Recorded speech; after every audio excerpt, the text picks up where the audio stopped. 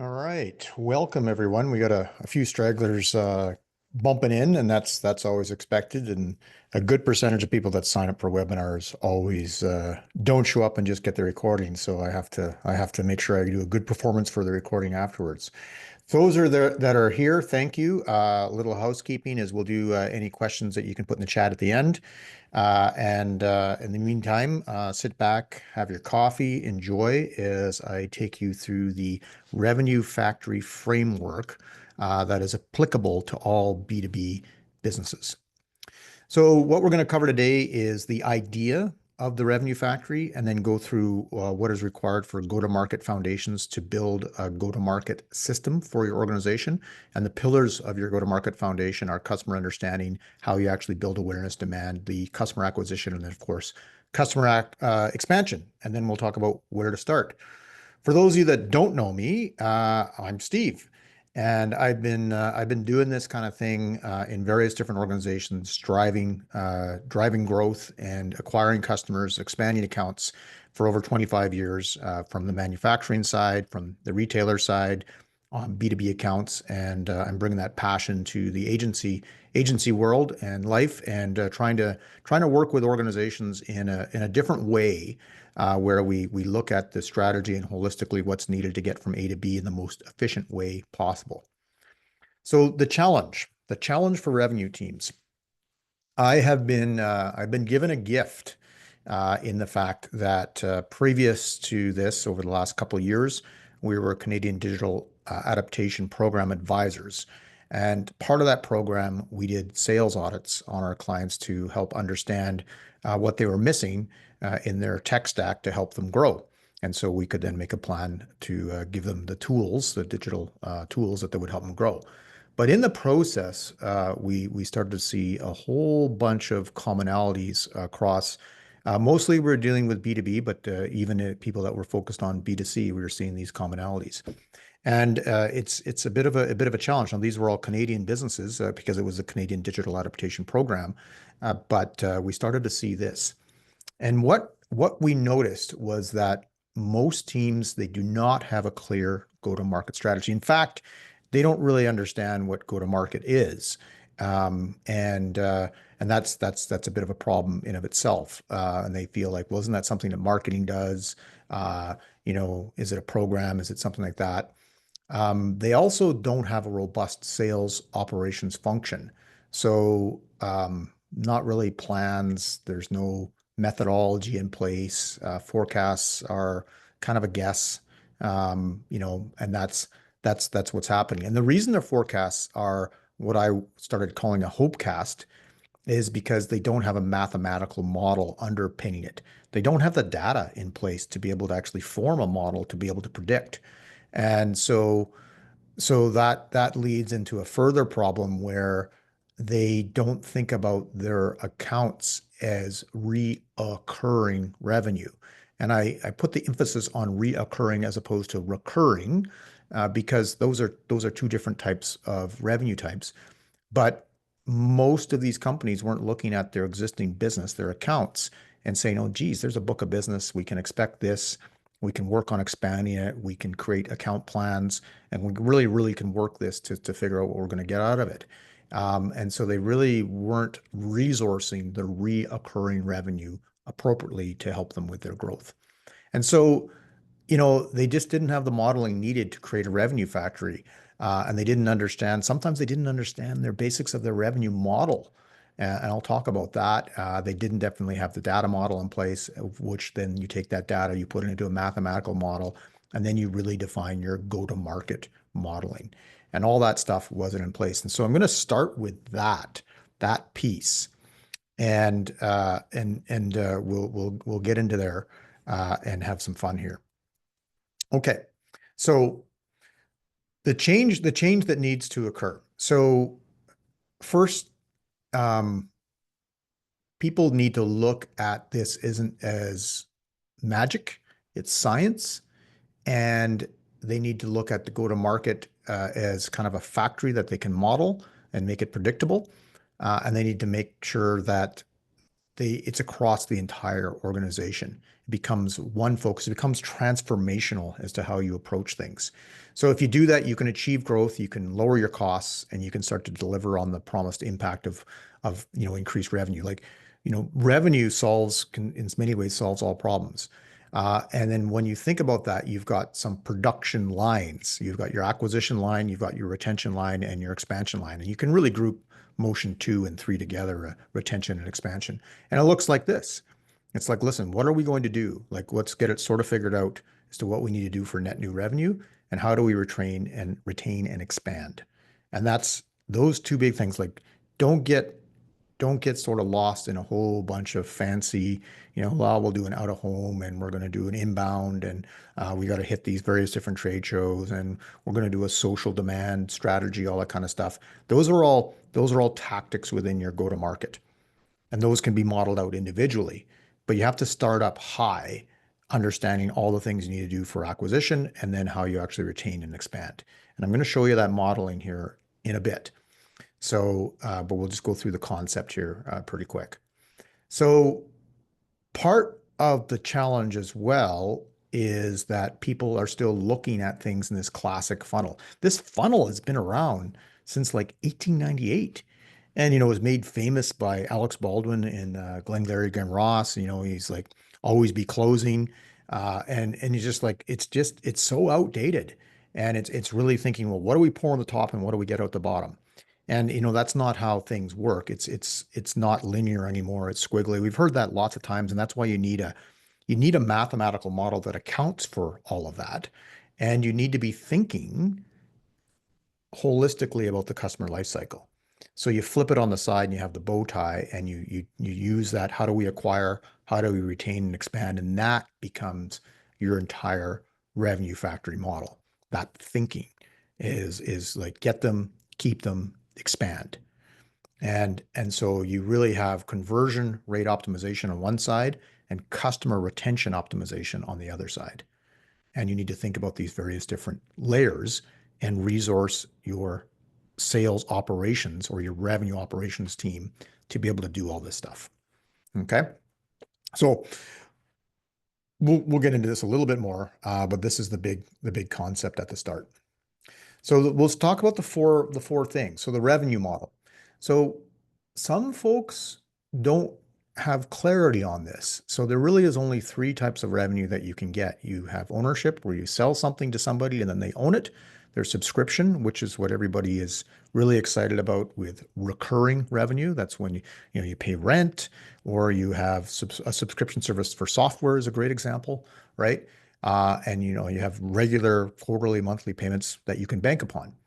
And then there's consumption, which is payments based upon, basically your usage, right? So utilities would be that, or service tickets would be that.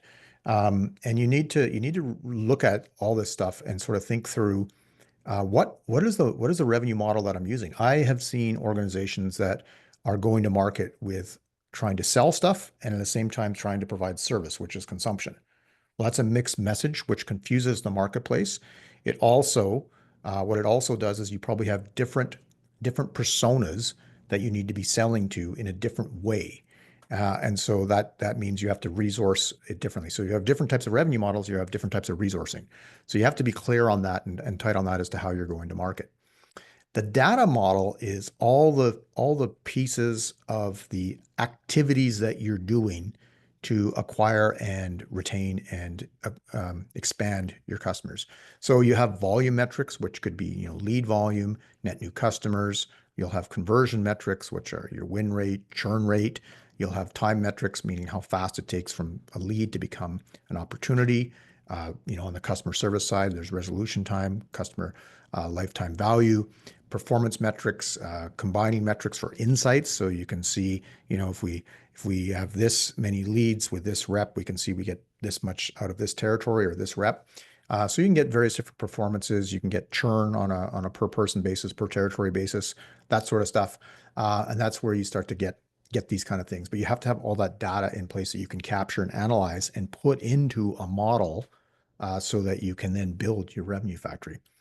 So then your mathematical model, as I said, is basically the acquisition and the retention and expansion are the two big, um, big models you have to figure out. The ratios, your cost of growth and your cost of retention, you have to figure that out. And then you get into the individual different motions of, hey, what is a trade show? How effective is a trade show? Or how effective is inbound? That sort of stuff. So I'm gonna pop into that right now here to show you what that looks like. Okay. And of course, it's not loading. So this is the first ratio that you want to run as an organization, is trying to understand your go-to-market ratio or your cost of growth. So in this simple example, we have this company that did $1 million in net new business, and the gross margin was 50%.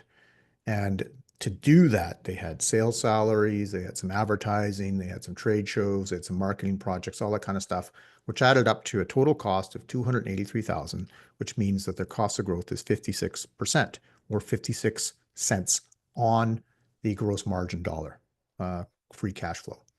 So then you start to look at some other types of things in the data model. Okay, well, the average transaction size is this, annual account size is this. This is the lifetime value, 3 times that. They got 36 net new customers, so their customer acquisition cost is really $7,800, which is less than their first transaction, which is obviously less than their annual account size. So their lifetime value to customer acquisition ratio is 8.36, and their payback period is about 8 months to pay that back because of the fact that you've got a 50% ratio. So this is pretty healthy. There's things in here. A ratio between below 3 to 1 could mean high acquisition cost. A ratio above 3 to 1 could mean you might be able to put a little more gas in the fire to get more customers here because of your annual account size and lifetime value. So you've says, okay, good. It's cost me $7,800 truly with all costs in to acquire a customer. Everything is on side. I've got a positive CAC ratio. And then I'm looking at, well, how much does it cost for me to retain? And there's the old adage that it's harder to get a customer than it is to retain a customer. And that's not always true when we've looked at numbers. We've seen where it's costing people more to retain customers than it is to acquire. And part of that is under-resourcing at times, their acquisition, or over-resourcing or inefficiently resourcing their retention and expansion.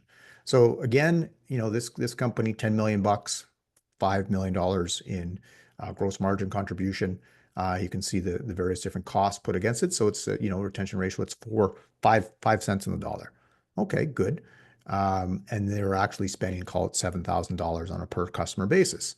And so they've got this customer retention ratio, and it means, they've got good retention costs and reasonably low churn because they're keeping a number of customers. And so these are the first ratios that you determine. You sit there and say, okay, how much is it costing me? What's my ratio for acquisition? What's my ratio for retention? And then you can get into additional modeling. You can start to model your book of business to understand what to expect. So again, using this company, they've got we're just using that $10 million kind of thing, the expansion rate. They can expect that they'll, from their book of business, based on what historically has been happening, how they've been growing in their churn, that they'll do about 10.7 from their existing book of business. So if they wanted to get to $12 million, well, they know how much new business they need to get based on what they'll get from retaining their customers. Or maybe what they need to do is come up with more programs to do a higher expansion rate to get that to 25%, and then layer new customers on top of that.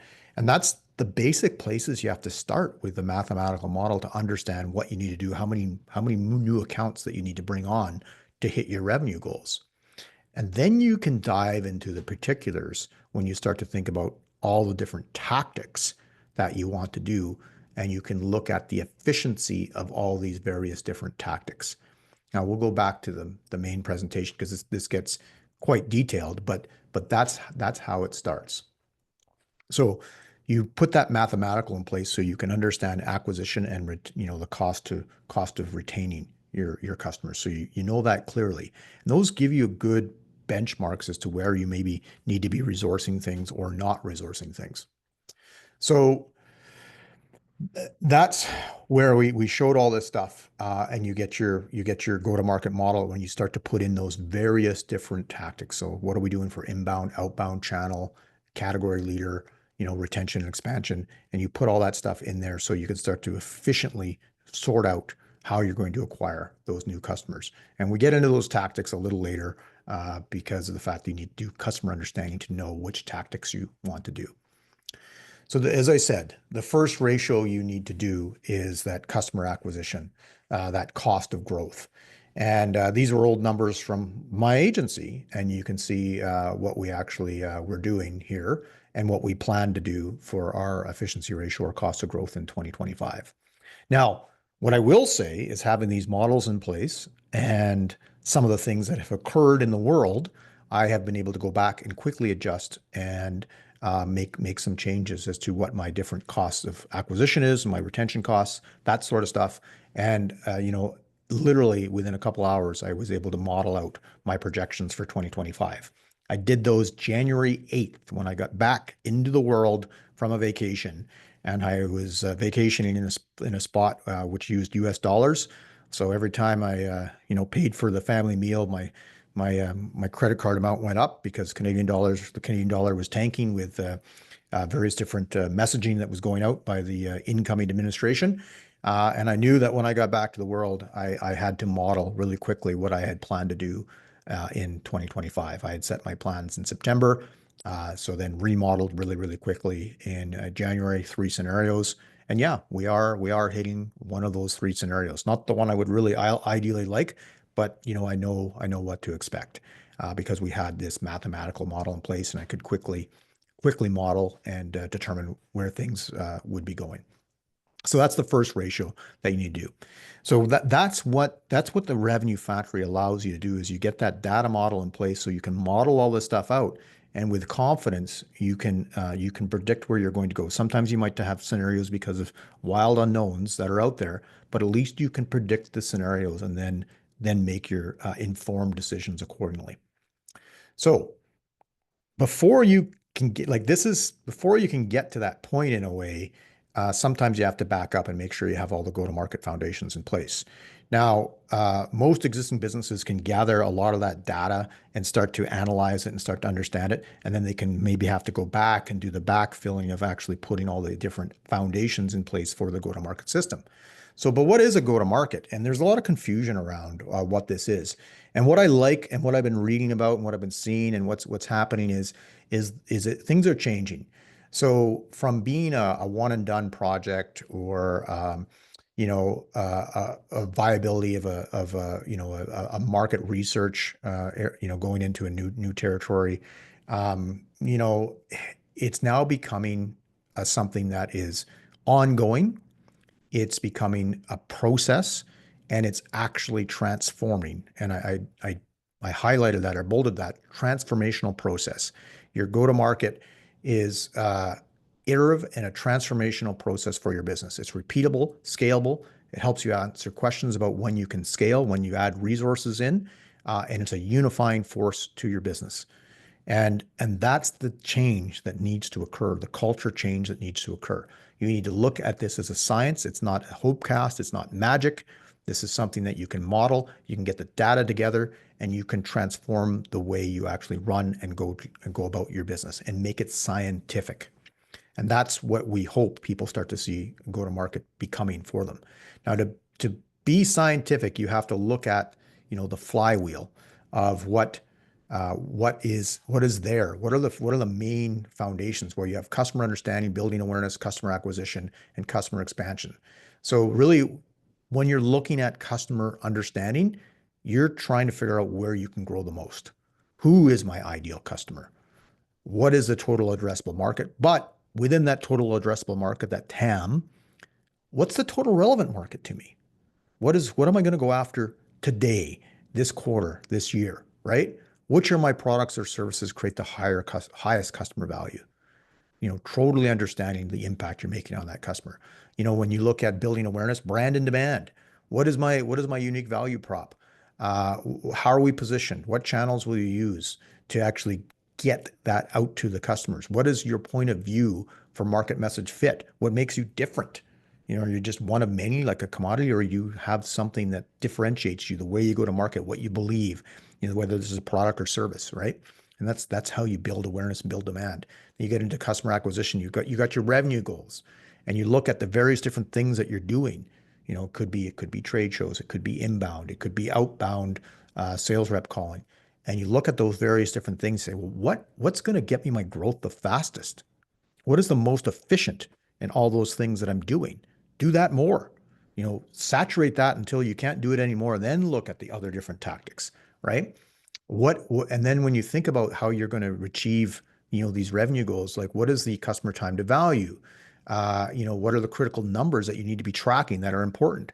Like there's some indicators that you will have that will point towards how you're going to acquire customers. For us, it's discovery meetings booked. We know if we get a certain amount of discovery meetings booked because we have the data model in place, we know what our close rate is, um, we know what our deal velocity is, we know what our average transaction size is, all that stuff. That is the one that it's the center. It's what I force everything around. We know that is our critical number. It's one of our critical numbers. So you need to know what you need to be tracking. And then, what customer metrics drive your business health? Like, how else can you serve your customers? What is the ROI of doing business with you in your customer's mind? Like, do they see the value of doing business? Like, hey, there's going to be a rational or emotional impact to doing business with you, and like, what's that ROI that they see, right? And that's how you really start to expand the business. So, I see a hand was raised. I don't know if that'll be for after. Um, okay, it's going to keep going here. Okay, so what's included in the go-to-market system? We said these four things. There's the customer understanding, there's building awareness, and there is customer acquisition and customer expansion. And these are all different pieces that you have to fill out in these four areas to be able to fill your system.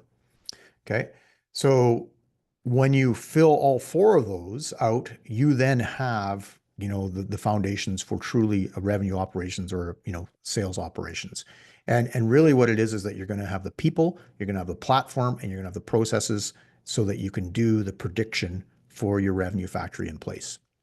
And we're going to dive into each of these four here real quickly, and then we'll have a little bit of questions in the end here. So customer understanding. This is the first thing that people need to they don't pay enough attention to.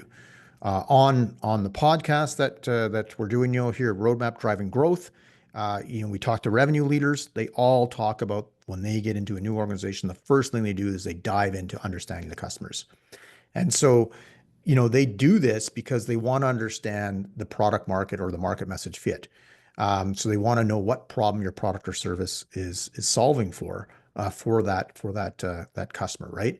And so you're doing this so you can determine your target customer, you can identify their underserved needs, you're determining the jobs that you actually do for those customers, and then you can define your value proposition. So that feeds up into market message fit, and and you really have to figure out who your ideal customer is. And this is for you when you look at this, is you can't get confused with, you have companies that are, the best types of companies that you would do business with. And then there's the people within those customers. So the ICP, ideal customer profile, is about a company. And then the personas are the people that you're selling to within that company. And so this is kind of typical stuff that goes into your ideal client profile. It's a profile of who your best customer company would be for your organization to sell to. Now, how do you figure this out? It's like, well, geez, like, thanks. Obviously, I want to sell to my ICP, but how do you figure it out? Well, one of the things is use the data that you have. Like, tier your customers. Look at who you're selling to the most. And what you'll find is there's like, when we work with organizations, we just say, listen, make it simple. Tier your accounts, tier 1, tier 2, tier 3, tier 1 being your biggest, tier 2 being your next size, and then the tier 3 being the folks that maybe do business with you ad hoc, once every 3 years, that sort of thing, right? You'll have the value set of your tier 1 and tier 2 right if your tier 1 and tier 2 add up to 80% of your revenue. And then you'll have it sort of set. And so when you start to look at those tier 1 customers, that often are a good 40, 50, maybe even 60% of your revenue. And it's a small group. I was dealing with a customer that has, they say they got 300 customers, active is about a third, 100, and then they've got 20 that are their tier one. And that group, that 20 represents about 50% of the revenue. And so that group is like, that's your ICP. So what makes them that? Like, what are they about? What industry are they in? What's their company size? Where are they located? And that could be, they're located in a main center, or they're in an industrial park.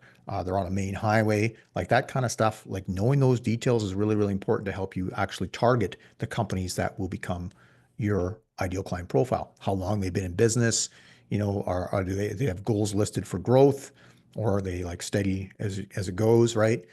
So you want to get all that information so you can sort of create a profile, obviously, about who you can target to gain more of those tier ones. And so this would be an example of one that's sort of built out with a bunch of different information, characteristics, location, people, that sort of stuff, right? And the truth of it is, with the modern tools, you can take this data and you can then do a search in LinkedIn or any of the various different databases like Apollo or ZoomInfo, and you can get lists of your ICP. That simple. You've got a target account list, away you go, which you can use for marketing, you can use for sales outreach, that sort of stuff. And then you want to think about, now you're like, okay, well, companies don't buy from you, people buy from you. So who are the people that are buying from you? And that's where you get into details about what are their motivations, like what are their pain points, what are they getting from doing business from you, and then how do you reach them, and what is the messaging that will actually resonate with them, to that market message fit that will get them to respond to your outreach, to what you're doing as an organization. And so that's all the stuff that you got to think through as you build that profile on the people.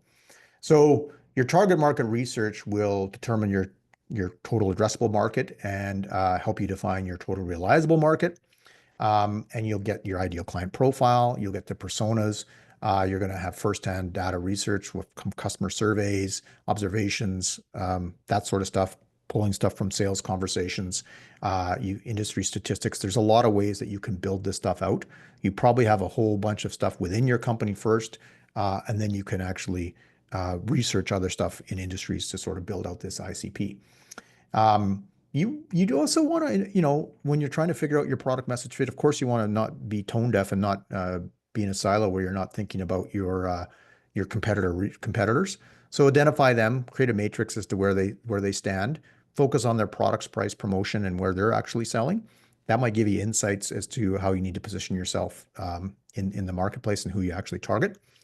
Always a good thing to do. You maybe don't have, depending on your industry, you might have to do it annually, you might have to do it every 2 years, but it's stuff that you need to look at. So when you get into doing that, all these organizations, they're not just selling to one person. You're obviously selling to a buyer's committee. That's the way B2B works. So there's going to be somebody that initiated it. There's going to be users. There's going to be decision makers that hold the budget, that sort of stuff. And so you're really going to want to identify that. So as an example, like when we sell into organizations, often I'm speaking to the CEO. There's a VP of sales or marketing. CFO is involved. That's my buying committee. And and then there's going to be somebody that's a user. Sometimes the champion is the user is the decision maker sometimes, but we know that we've got at least three people minimum generally in any organization that we sell into that we have to convince, and we have to meet their different needs. And so you want to understand those people that are involved, because they're going to have different motivations as to why what you're doing, what your product or service is, how it actually impacts them.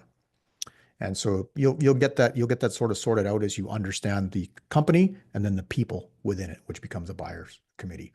And you can take the time and start to put a buyer's matrix and make sure that you check all the boxes. Like, okay, if I'm talking to the CFO, I need to make sure I show ROI. If I'm talking to the CEO, I need to show growth. If I'm talking to the VP of sales, I need to show them how does this work? And give them, focus on how, supporting them so that they can meet their job requirements.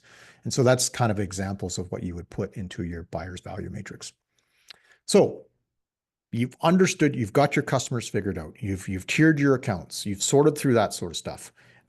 You've looked at your first party data and you're like, okay, I built a target account list, total relevant market, got good understanding. It is a mountain with no top. You're going to continue to learn about your customers, but now you want to build awareness. That's the next pillar of what you're doing in your go-to-market system.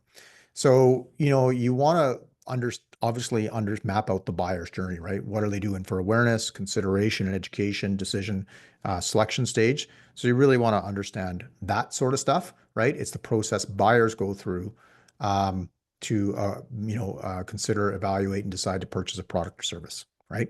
That's a little different than the customer journey. It's just you're thinking about the buyer's journey, right? Now, when you know that, that's when you start to map the various different independent or individual motions within your go-to-market against the buyer's journey. And so there are different, basically big buckets to look at, right? And you have inbound led, outbound led, product led, channel led, where you're selling through a channel. So if you're a manufacturer, you're selling through dealers, that's channel. Product led is your product is so good that people are just coming to you because they want your product. And that's like word of mouth, that sort of stuff. Ecosystem led is that that's generally software where you've got a platform that a bunch of things connect to, and then category led is where you're a thought leader or you're the complete leader in your space, and you build a movement around what you're doing. So you see a lot of stuff like that with environment, with different types of business advice, thought leader stuff, or even like HubSpot was a category leader, and still is, uh, and thought leader, where they said, listen, you should be doing inbound, you have to use a CRM, and they've made themselves into a platform and they're a category leader. So they actually do all of those them independently. So what you'll need to do with most organizations don't have the resources that say HubSpot has is you have to look at these as independent motions, and sometimes there'll be different tactics within, say, inbound, and you'll have to see how efficient they are and if it makes sense. The ones that are really highly efficient, where you've got a low cost of growth that you're getting good results out of, that's where you want to actually add fuel to that fire and figure out these various different motions. So to pick, though, we'll be going back to customer understanding about where they can be found and what works as how they want to be actually made aware and sold to. So, and that's where I say fish where the fishes are. All right. Know the channels where your customers are, develop a content plan of relevant stuff that you can reach them with. That could be sales collateral if you're a manufacturer, if you're doing thought leadership and selling business services. That could be giving examples of education, like this is a content example, a webinar. Nurture your high quality leads and develop account-based marketing, right? So really find that ICP, find all the personas in it, market to that company.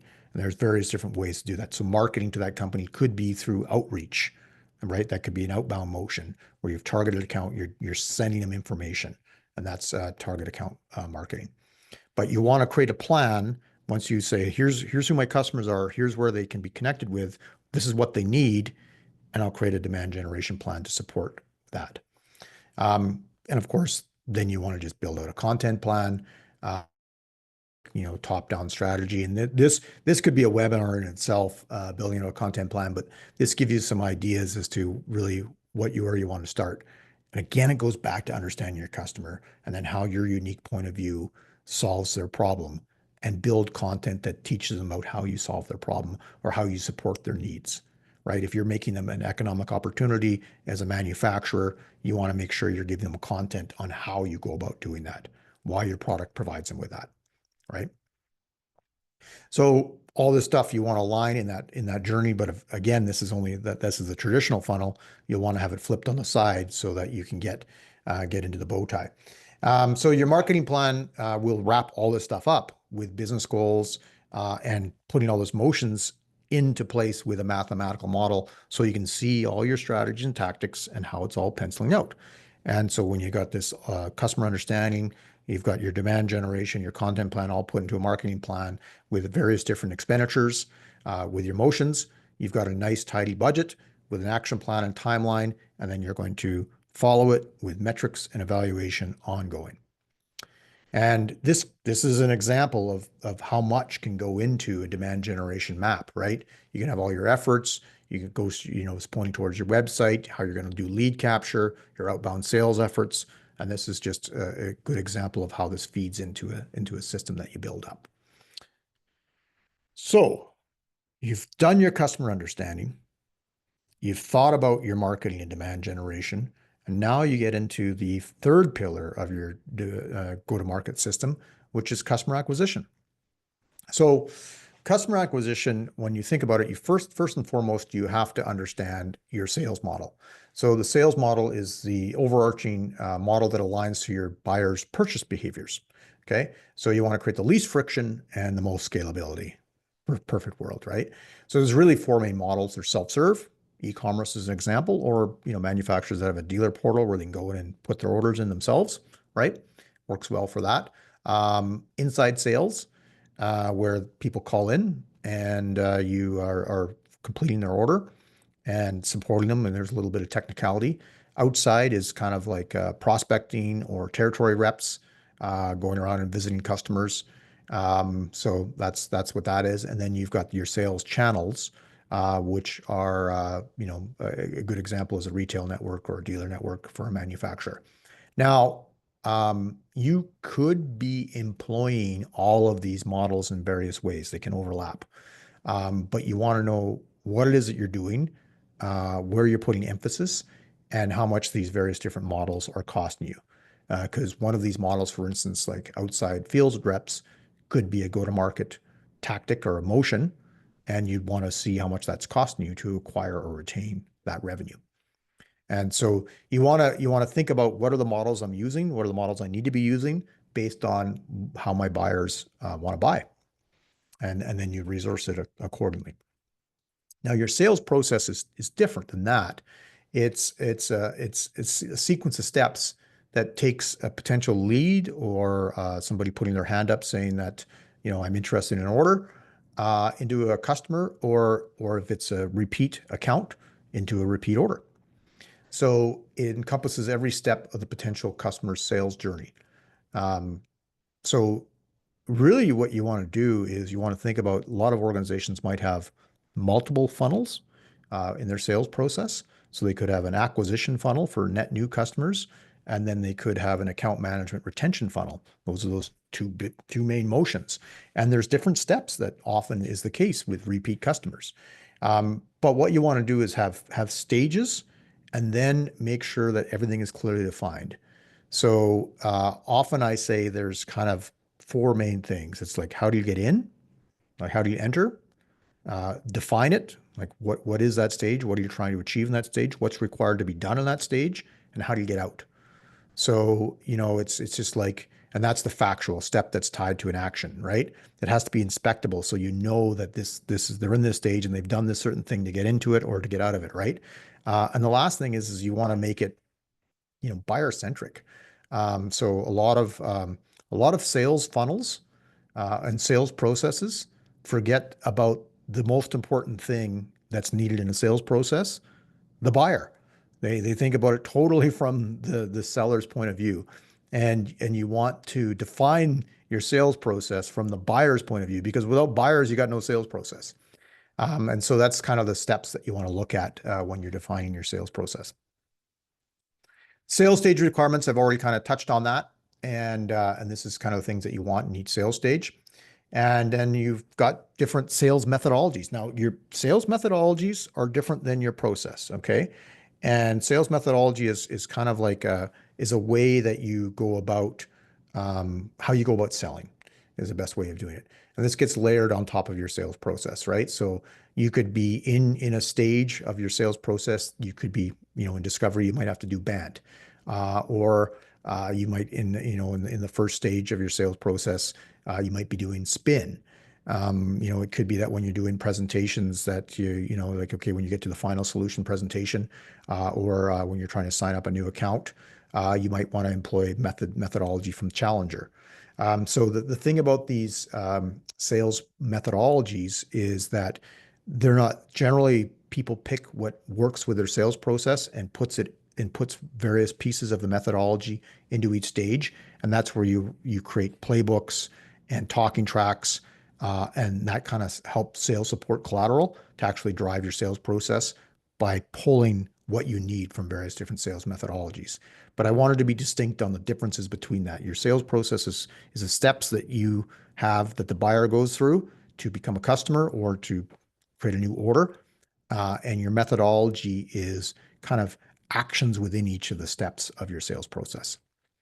So what do you need for sales operations? So when you think about this, we're talking about creating a go-to-market system. And then specifically for sales, there's some basic requirements to sort of layer into this go-to-market system, your overall rev ops, right? So clearly you need a sales plan, you need sales processes, you need a system of record, you need a CRM, you need various different KPIs, behavior drivers. So from your data model, so you can have a scorecard. And this all allows you to do sales forecasting, which allows you to do sales performance management. So you can start, doing deal inspections, you can start doing lead inspections, you can start looking at if the process has been followed, that sort of stuff, right? And these are kind of the requirements that you need in your sales operations. So again, backing up, we talked about the overall revenue factory model. We talked about the first foundation, which is customer understanding. The second foundation is how do you take that customer understanding and build awareness for your product or service. The third foundation is your customer acquisition. So it's your sales operations, right? And all the stuff that you need in your sales operations.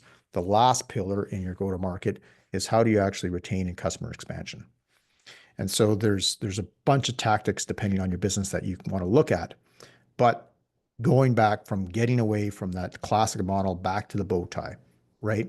So you're wanting to think about this. Now you're getting into the second half of the bow tie.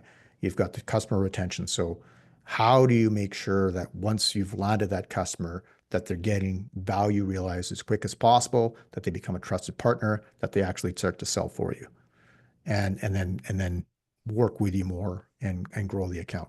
So it's the second half of the funnel that we're the bow tie that we're looking at, and that's all the pieces of your go-to-market system.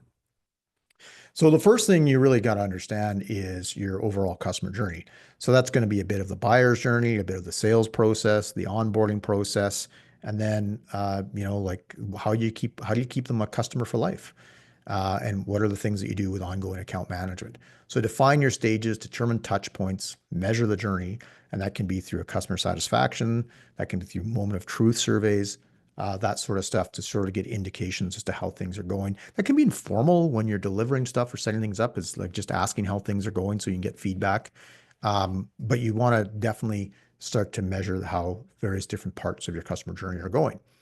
And, it's really important for you to think about, no matter what business you're in, is how fast you can create customer time to value. And people tend not to think about that as much as they should. And in the software as a service world, they break it down into like short time to value and long time to value. It's like but it's like I look at it as like how do you create a moment of magic? Somebody becomes a customer. How do you create that first moment of magic? And I feel like the first moments of magic that you make equals moments of value, and those are milestones that you want to try to chase as an organization to get that feeling of value right away.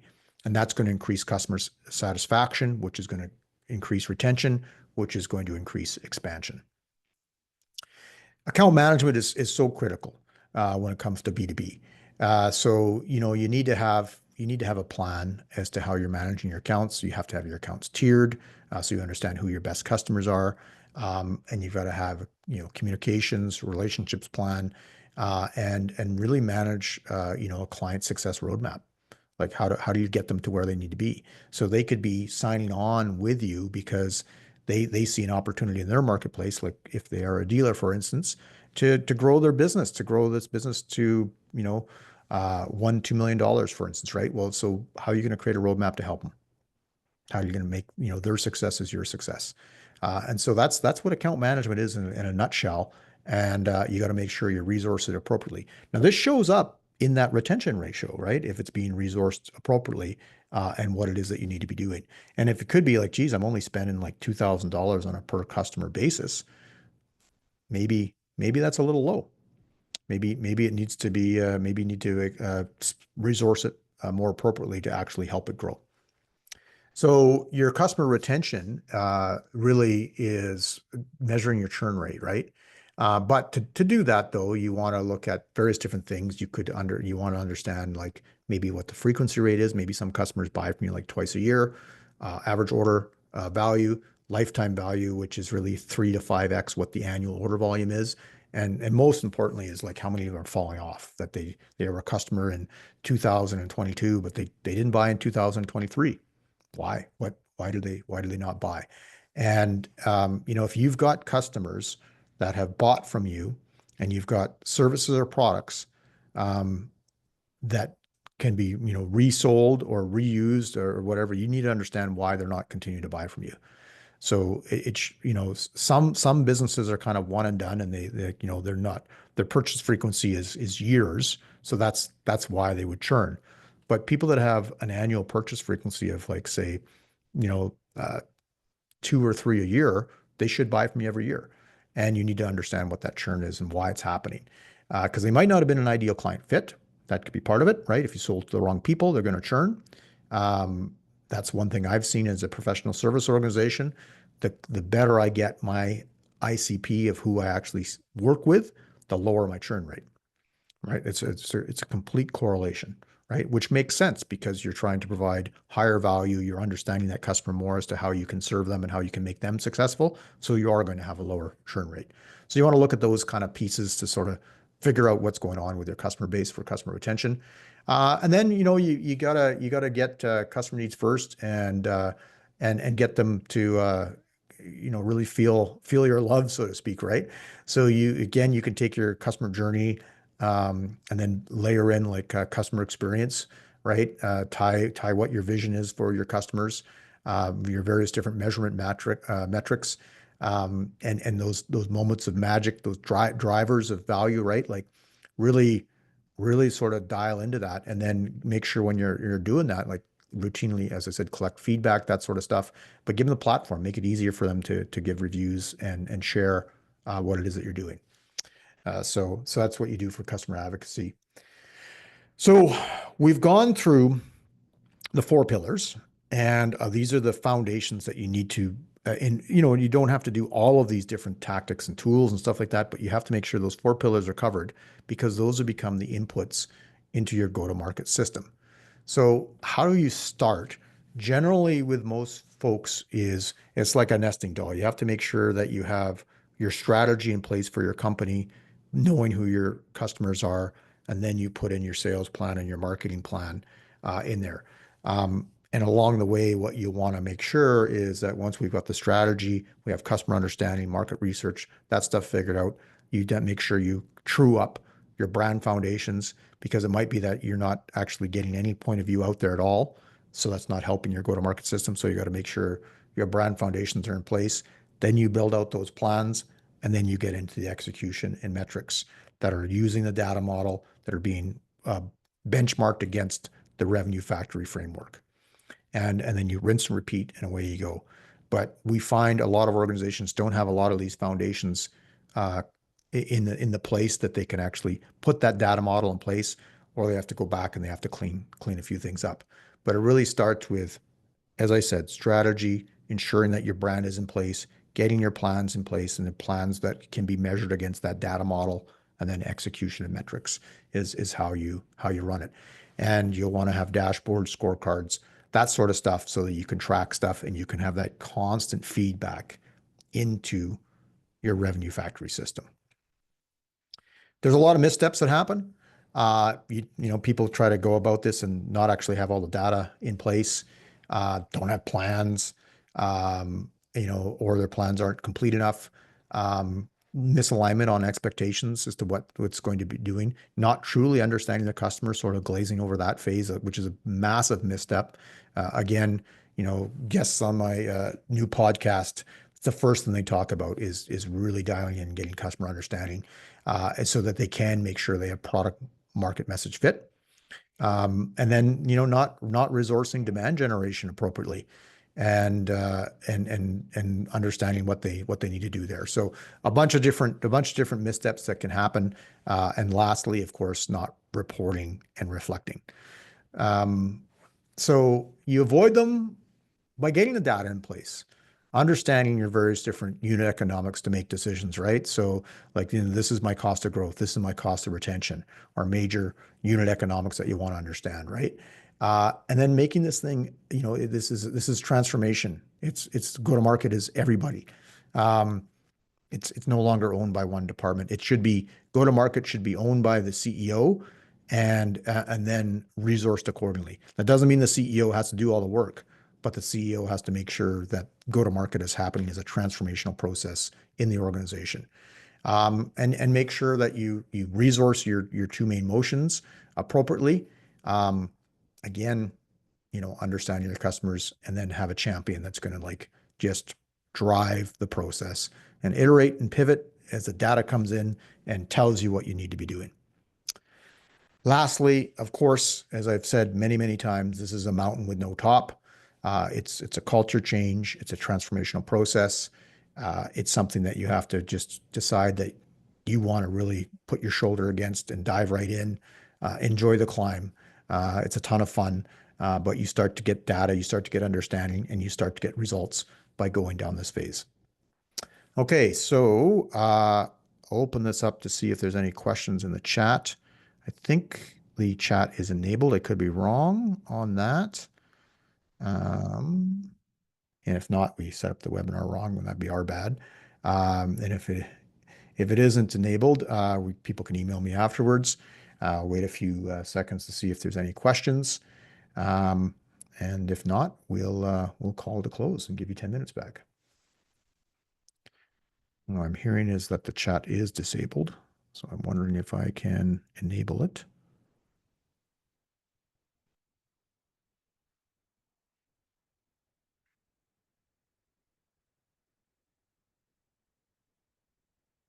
Don't know on that one. Maybe there's stuff in if you can do Q&A.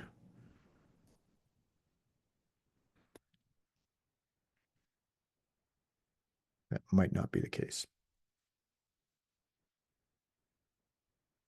Okay, a little bit of a misstep on our part. So, if there is questions, you can put them in the Q&A, and I'll wait here for another. Oh, we do have a question. What are some success stories you have of walking companies through this? From Rick. Thanks, Rick, for the question.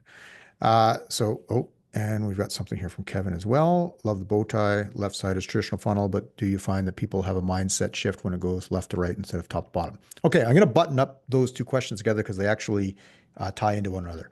So for Rick and Kevin, what I've seen is when people start to embrace this process, their mind opens up where they're like, oh, wait, most of my business can be from retention. So looking at the other side of the funnel. The other big thing that I've seen is the understanding of where you need to resource your various different motions. So, for instance, I'm working with folks right now. Well, actually, I'll go back months ago, back in 2024. An example of the CEO didn't understand their cost of acquisition. And when they found out how high it was, which wasn't a problem because they have a really, really high account value, the shift in the company, the focus shifted. And so what happened was the CEO was like, wow, we have this massive high acquisition cost, and I don't really pay attention much to my customer onboarding. And, I'm losing money on this customer for the first 6 months until they get fully onboarded and then start making regular purchases and all this kind of stuff. I got to make sure that we haven't focused on our onboarding. We've taken it for granted. And what this did is it really showed them where they needed to resource. And so what's happening is the customer time to value is shortened up. They luckily had really high retention already, so that they've just been sort of like, they've been lucky, and they knew it. And now they're resourcing things appropriately, giving more tools, and they're getting so by increasing the time to value, their actual break-even point is less months because people are ordering more faster because of the onboarding. And so what that does is that enables them to grow faster. So, you know, it would take a year to get a company completely on and up and then ordering out of volume. Now they're at like 3 to 4 months. And that's a great success story because that just added additional capacity for the revenue growth for the organization. Now, I only have about 8 months of data of that particular example, but that's what I'm seeing so far. Um, and uh, so that's an example of a quick win success strategy. Another one, though, with some hard numbers, with double of revenue, really came down to the way they started resourcing and doing account management. So when they flipped from folks being just product specialists selling one thing to actually managing their top accounts and working those accounts, they then stabilize their reoccurring business. And then the new stuff that came on top of it that they were able to resource more effectively, and they were able to just process way more.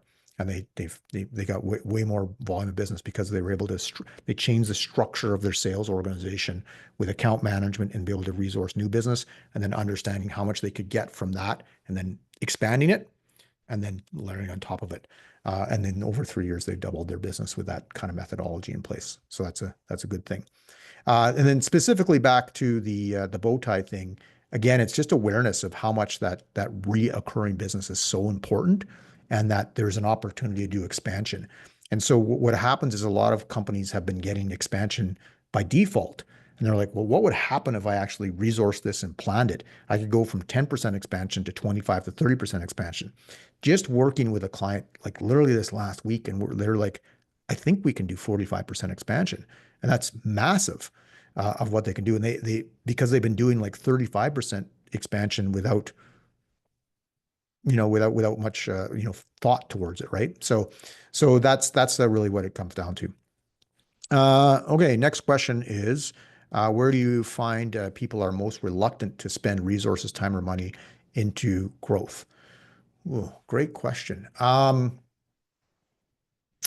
reluctance disappears when you have data to model results and expected outcomes. And so if the understanding is that, okay, we've even if it's a hypothesis data because it's a new initiative, the reluctance disappears. What I have found is that as we do this and get into the individual tactics, is that all of a sudden clarity comes down as to which tactics are really, really working. And the one that I found recently with more than like it's been about 6 organizations that they've gained understanding that like outbound trade shows are really important drivers of their business. And they've had challenges getting that resourced from upper management, and now they've been able to prove it. And upper management turns around and says, "Why aren't we doing more of these? How many more can we do?" And then cut this other stuff. And so I found that there's less of reluctance as opposed to when you get the understanding of what works, that's when people start putting gas on the fire. And that's great news. That's a good news story that happens. And I like seeing that. Yeah, so I think that's that question. Okay. We are at time, so I want to be respectful of time. I don't see any other questions that have popped in. And thank you all for your attendance. This information will be sent out afterwards, and you'll get the recording, you'll get the deck, and you will get the mathematical model spreadsheets so you can play around and put the numbers in yourself. And if any of you on this need some support and want to sort of play, just reach out to me, and I'll be happy to give you some time to sort of look at how you can do some mathematical modeling with the data in your organization. So until then, keep building your revenue factory one brick at a time. Bye for now.